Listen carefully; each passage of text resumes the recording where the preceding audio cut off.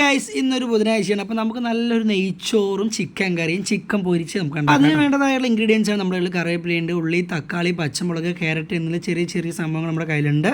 പിന്നെ അത് നമ്മൾ നെയ്ച്ചോറിന് വേണ്ട പട്ട, ഗ്രാമ്പു, ഏലക്കായ എല്ലാം നമ്മളുണ്ട്.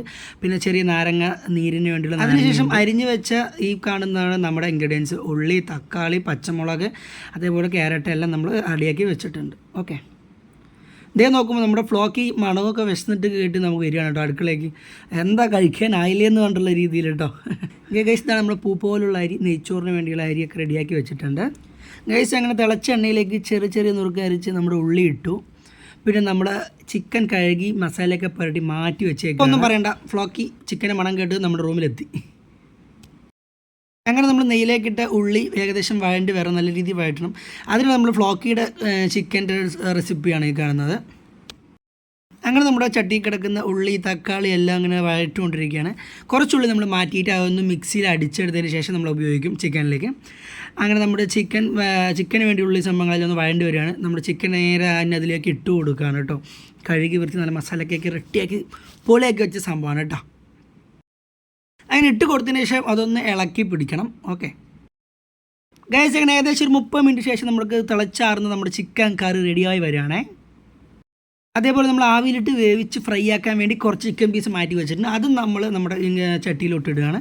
അതും സൂപ്പറാക്കാൻ പോകണം. ചട്ടിയിലോട്ടുള്ള ചിക്കൻ നല്ല തിളച്ച് ഇങ്ങനെ എണ്ണയിൽ കുതിർന്ന് വരികയാണ് കേട്ടോ.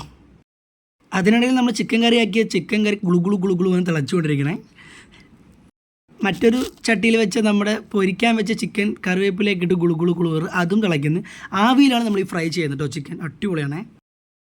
അപ്പോൾ നമ്മൾ മാറ്റി വെച്ച് നമ്മുടെ ഉള്ളിയാണ് നെയ്ച്ചോറിലേക്ക്.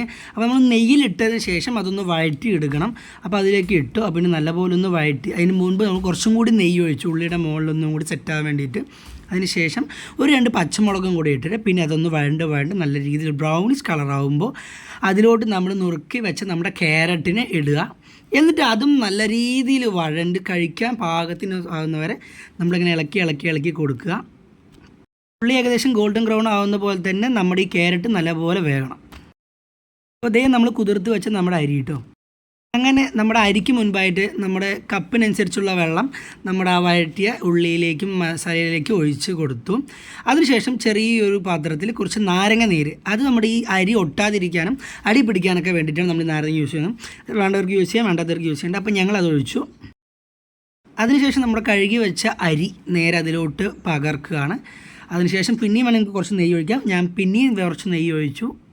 അങ്ങനെ അടിപൊളിയാണ് ഗൈസ്. അങ്ങനെ ഏകദേശം ഒരു 10-25 മിനിറ്റ് ശേഷം നമ്മുടെ പൂ പോലുള്ള ഉള്ളിയൊക്കെ ഡ്രൈ ഫ്രൈ ഒക്കെ ചെയ്ത് നമ്മുടെ നെയ്ച്ചോറ് റെഡി. അടിപൊളി, ഒന്നും പറയാനില്ല ഗൈസ്. അങ്ങനെ നമ്മുടെ സലാഡ് എനിക്ക് ഭയങ്കര ഇഷ്ടമാണ്. നല്ല അടിപൊളിയായിട്ട് ഉണ്ടാക്കി വെച്ചിട്ടുണ്ട്. പിന്നെ നമ്മുടെ കുഞ്ഞു ഫ്രൈസ് റെഡിയായി വന്നുകൊണ്ടിരിക്കുകയാണ്.